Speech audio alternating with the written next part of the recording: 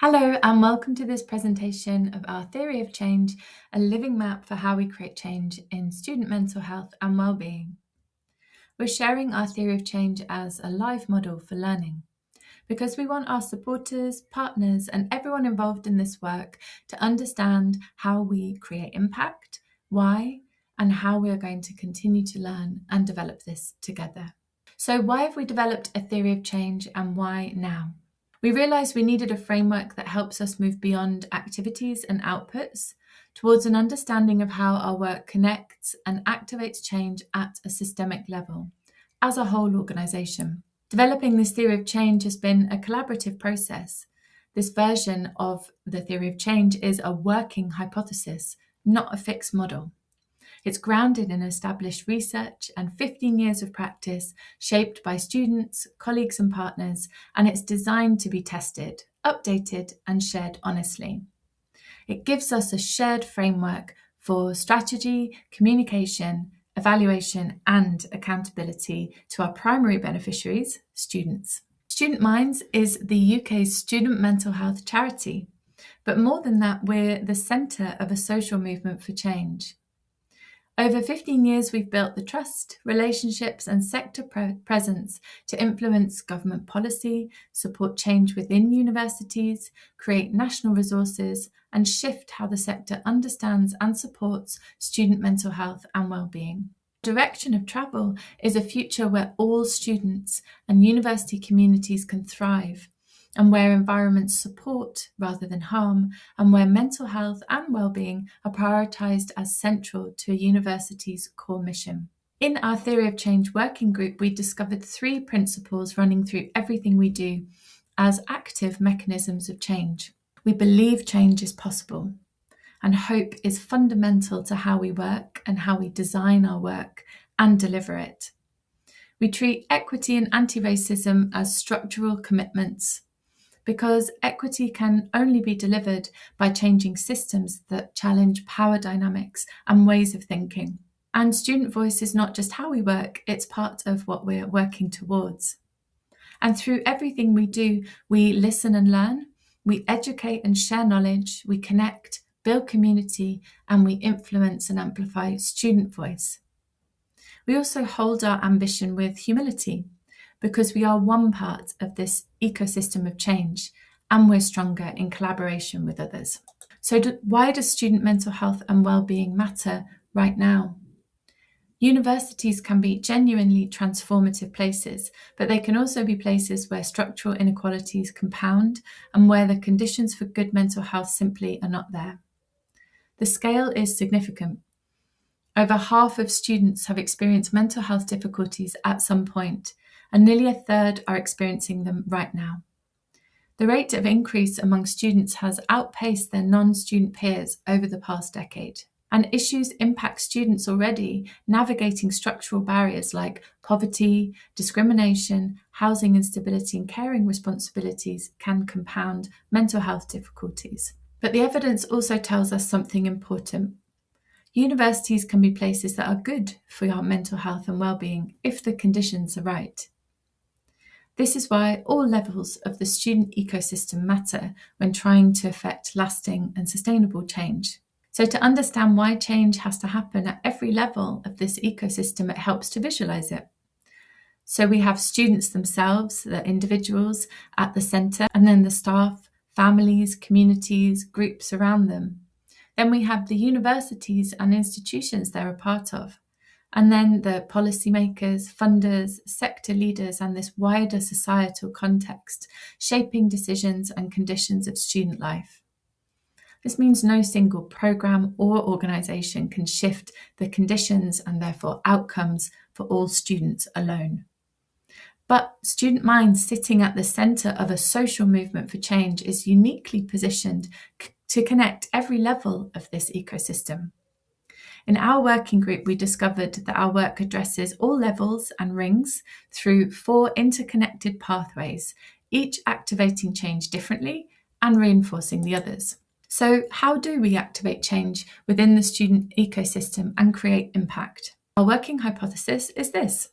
If student mental health exists on a spectrum shaped by conditions across that whole ecosystem, So change doesn't happen through a single intervention or a single organisation.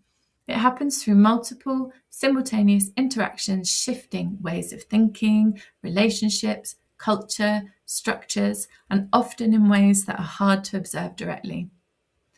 This is why our work flows through 4 interconnected pathways, each activating this change differently. And often a single program or project will activate more than one at the same time. Because of this, our approach to impact, we're not just asking whether change happened, we're asking how and why it happened, who and what had to change along the way, and what conditions made this possible. This is what gives us our model for learning and understanding how we make impact as an organisation. And this is why we evaluate our contribution to changes, not whether we alone caused it. So let's have a look at the model for change that we discovered over the last year. Our first pathway builds capability across the whole student ecosystem, and it's the enabling foundation upon which everything else depends.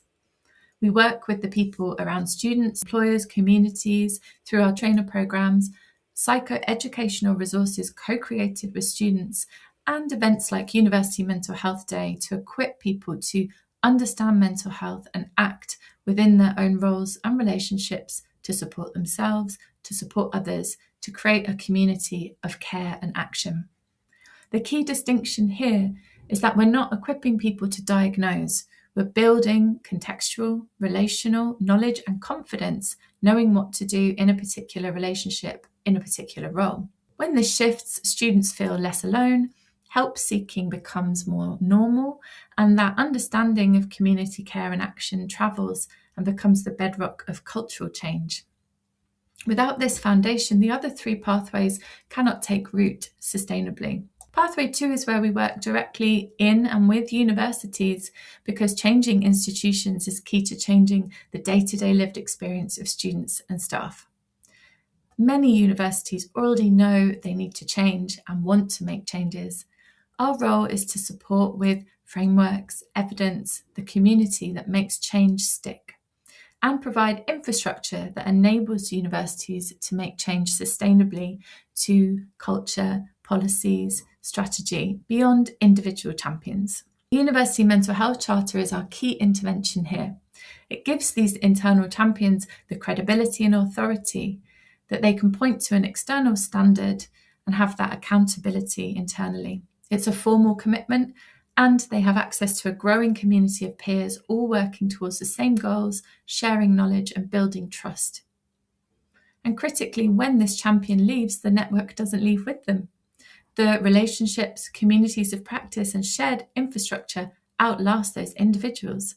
And that's what allows transformation to embed in culture rather than fade with a single person. Pathway 3 is where we build collective student power, and it starts with an important insight that individual students facing similar pressures in isolation are far less able to create change than students who understand those pressures as systemic and shared and organised together. Mechanism flows from this isolation to belonging, to solidarity, to collective action. And when that collective action produces visible wins, it creates hope that draws more people in. Our Student Mental Health Manifesto, developed with over 500 students, gives organised student voice a concrete advocacy tool that travels into policy spaces. It can campaign across the whole spectrum for systemic conditions that prevent poor mental health and well-being, and create the conditions for students to thrive, and for more equitable access to support for students who need it right now. But this doesn't happen through students alone. It's co-created with staff, allies, students' unions, associations and guilds, and community partners who bring organising expertise and infrastructure. That partnership is what makes collective action sustainable across cohort changes, and staff, allies and communities hold the relationships and that infrastructure so each new generation builds on what came before. And our 4th pathway influences decision makers, amplifying student voice through evidence, trusted presence and sustained relationships, because systems change requires decision makers to develop a genuinely different understanding of a problem before they can take different decisions and implement more effective responses.